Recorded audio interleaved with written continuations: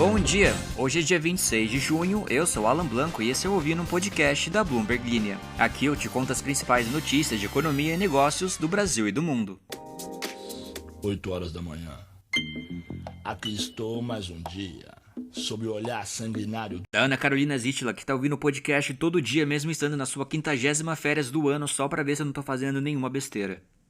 Hoje vamos falar sobre como a Airbus cortou metas e projeções de lucro por causa da escassez de peças no mundo todo e sobre o BTG Pactual, que quer triplicar investimento em imóveis na Europa para 1 bilhão de euros. E também vamos nos aprofundar num assunto muito interessante. Talvez o rico não esteja ficando cada vez mais rico, como diz a música. O ponto é que o aumento dos preços dos artigos de luxo afastou alguns compradores e tende a forçar as marcas a repensar todos os reajustes quanto às ofertas mais amplas de produtos. Isso segundo a consultoria Bain. Cláudia Darpizio, sócia da consultoria responsável pela prática voltada ao setor de luxo, disse que, abre aspas, há uma alienação dos principais clientes de luxo e até mesmo, eu diria, dos clientes muito ricos. Fecha aspas. Em entrevista à Bloomberg News, ela disse que os compradores começam a questionar os preços desses produtos que são sempre os mesmos e estão muito mais caros. E aí eu vou te contar um pouco sobre todas essas marcas famosas como Chanel, Louis Vuitton, a história e briga da Burberry com outras famosas. Mas se você não liga para roupas, como eu, não se preocupe porque tem marcas de luxo para todo mundo. Também vamos falar de Lamborghinis, Ferraris e tudo isso. Mas antes de continuar, não se esqueça de se inscrever no podcast e seguir a Bloomberg Linha em todas as redes sociais. E já que a primeira notícia envolve aviões, eu vou contar que eu acabei de chegar aqui em Anaheim, na Califórnia, porque começa amanhã uma conferência de criadores de conteúdo. Sim, existe uma conferência para TikTokers. E eu tô aqui gravando depois de 14 horas de voo, olha só. E pior que fazer viagem longa, pra mim é igual festival de música. Eu sempre me arrependo e juro que essa foi a última vez. Aí quando eu vejo, já comprei ingresso pro Rock in Rio de novo, mesmo conhecendo só uma música do Evanescence.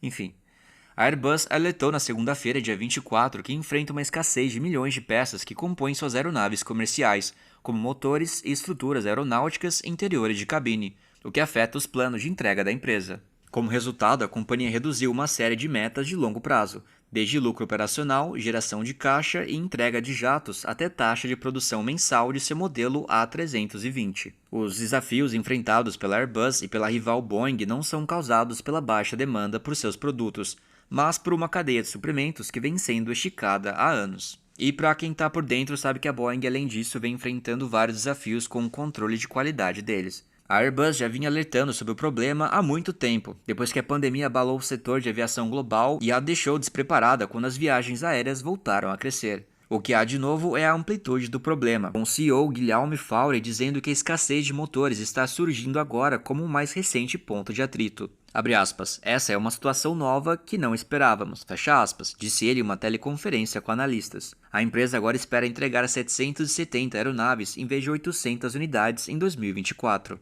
O lucro ajustado antes de juros e impostos chegará a 5,5 bilhões de euros, abaixo da meta anterior de até 7 bilhões de euros. O BTG Pactual, o maior banco de investimento independente da América Latina, planeja mais do que triplicar seus investimentos imobiliários na Europa para cerca de 1 bilhão de euros nos próximos 2 a 3 anos. O banco brasileiro, que já tem quase 6 bilhões de euros em fortuna sobre gestão na Europa, levantou fundos nos últimos anos para comprar hotéis históricos em Portugal, onde também está investindo em shopping centers como parte de uma estratégia para renová-los e vendê-los ao longo de cerca de 5 anos. A tomada do velho continente pelo BTG faz parte de um plano que começou por servir clientes brasileiros ricos que vivem na Europa e agora tem como alvo outros latino-americanos e europeus com serviços de private banking, wealth management e investimento imobiliário. O BTG tem escritórios em Londres, Lisboa e Madrid e está construindo um banco em Luxemburgo depois de uma aquisição feita no ano passado. A ideia é ser oportunista e rápido na oferta de dinheiro imediato nos casos dos chamados ativos troféu. Propriedades raras e com grande procura, disse Rui Ruivos, sócio do BTG baseado em Portugal. Rui Ruivo? Será que existe um Cas Castanho? O que está rolando com o mercado de luxo? Nós vamos descobrir agora. Gente, só um adendo que a Ana colocou aqui no roteiro, abre aspas, começar com uma piadoca sobre luxo, fecha aspas. Ana, eu não sei piada sobre isso, eu não sou Ari Toledo. Eu pedi pro chat GPT e ele deu essa piada bem nonsense aqui pra vocês. Porque o executivo do mercado de luxo levou uma almofada para a reunião de negócios. porque ele queria aumentar seus ativos confortáveis. Culpem a Ana por essa piada. A Chanel ganhou as manchetes no início deste ano quando sua bolsa clássica de tamanho médio com aba ultrapassou o limite dos 10 mil euros, ou 58 mil reais pela primeira vez. Só que a mesma casa de luxo alertou no mês passado que os tempos eram mais desafiadores depois que o aumento da demanda observado durante e após a pandemia perdeu força. As marcas de luxo raramente reduzem seus preços. Ainda assim, a Yves Saint Laurent cortou os valores de algumas bolsas, um sinal de que havia avaliado mal o que os clientes estavam dispostos a pagar. E não é só na Europa e nos Estados Unidos que os preços estão caindo. Algumas marcas de luxo têm adotado descontos sem precedentes em seus produtos na China, o que reflete a preocupação crescente em relação aos estoques não vendidos, à medida que os consumidores locais diminuem seus gastos. A partir deste mês, os compradores chineses podem adquirir uma pequena versão bege com estampa de crocodilo da icônica bolsa Hourglass da Balenciaga por $1.947, o que representa um desconto de 35% na plataforma de comércio eletrônico dominante no continente, a Tmall do grupo Alibaba. O preço é mais barato do que está listado nos sites oficiais da marca em todo o mundo e nas principais plataformas de luxo, incluindo a Farfetch. A Balenciaga, parte da gigante de luxo francesa Kering, ofereceu produtos com um desconto médio de 40% durante 3 dos primeiros 4 meses de 2024, de acordo com pessoas familiarizadas com o assunto ouvidas pela Bloomberg News, que pediram para não serem identificadas ao discutir dados privados. Os antes poderosos compradores chineses se tornaram consumidores relutantes diante da desaceleração econômica, uma mudança que está sendo especialmente dolorosa para os valores relacionados às marcas de primeira qualidade. O consumo se manteve morno apesar dos esforços de Pequim para impulsionar os gastos, que incluem desde o subsídio de eletrodomésticos e carros até a flexibilização das normas de empréstimo para automóveis. Embora as empresas que oferecem produtos acessíveis tenham obtido melhores resultados do que suas homólogas de luxo no mercado, as dúvidas sobre a solidez da recuperação econômica da China estão fazendo com que os investidores fiquem receosos em relação aos valores de consumo em geral. A Bain espera que o setor de bens de luxo pessoal permaneça estável ou cresça até 4% a taxas de câmbio constantes em seu cenário mais provável para este ano. É uma desaceleração depois de taxas de crescimento de 8% e 13% em 2023 e 2022. O setor poderá ver mais fechamentos de lojas este ano, uma vez que as marcas procuram reduzir custos, disse Darpizio. Uma tendência semelhante pode ser observada em outras marcas, além da Chanel e da Balenciaga. A Versace da Capri Holdings, a Givenchy da LVMH e o Burberry Group reduziram os preços, alguns em mais da metade na Tmall e em outras plataformas chinesas este mês. O desconto médio da Versace saltou de cerca de 40% no início de 2023 para mais de 50% este ano, de acordo com as fontes. A Versace e várias outras marcas premium também ofereceram descontos por períodos mais longos até agora neste ano do que em 2023, disseram as pessoas. O número de produtos à venda subiu para centenas nos primeiros 4 meses, em comparação com apenas alguns do ano passado, acrescentaram.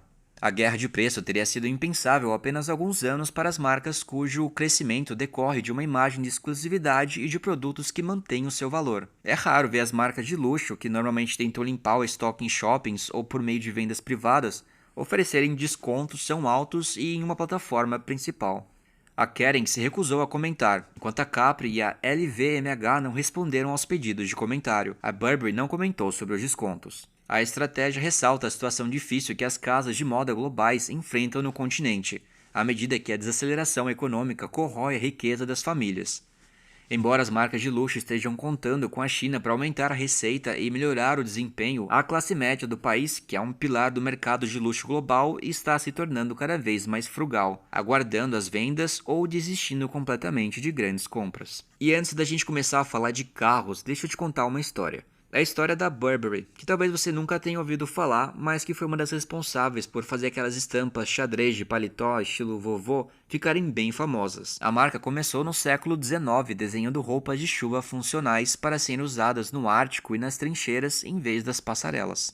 A partir daí, tornou-se um item básico no guarda-roupa da alta sociedade britânica, e em meados da década de 1990 sua popularidade cresceu tanto que 1 em cada 5 casacos exportados do Reino Unido era um produto Burberry, segundo a empresa. Com o surgimento de uma classe média em expansão, especialmente em países como China, a Burberry juntou-se a muitas marcas de luxo que iniciaram o que os acadêmicos gostam de chamar de processo de democratização, visando maiores volumes de vendas, mesmo ao risco de baratear a marca. A Burberry foi tão longe nesse esforço que seu sinal de distintividade começou a se diluir, disse Paurav Shukla, professor de marketing na Southampton Business School. Abre aspas, por quase 2 décadas, a empresa seguiu nessa direção de democratização e agora quer se tornar exclusivo. Isso não vai acontecer da noite pro dia, fecha aspas, disse ele. Críticos argumentaram que, embora a estética streetwear que alguns designers trouxeram para a marca atraísse consumidores mais jovens, a herança britânica e a reputação da marca por alfaiataria clássica não foi aproveitada.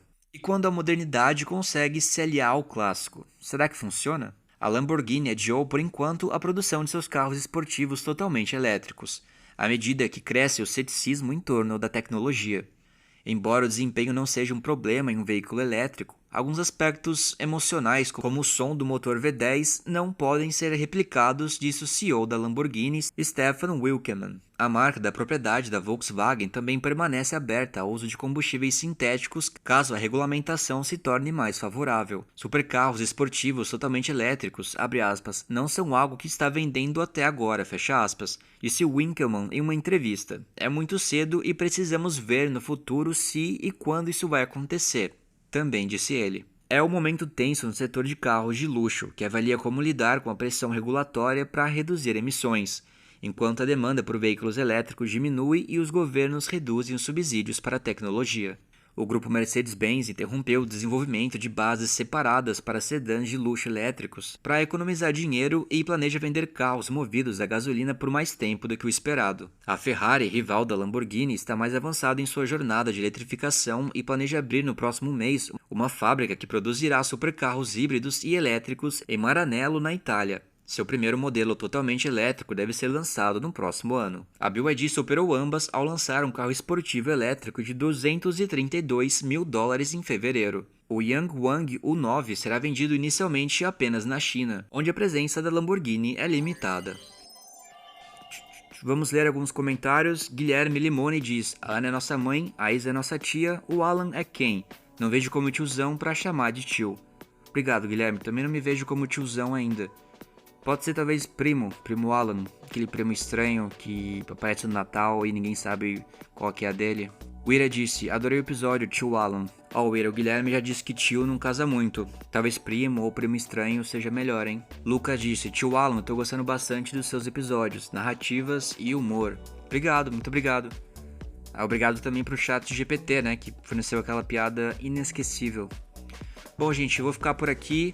Tenha um ótimo dia, até amanhã e busquem conhecimento.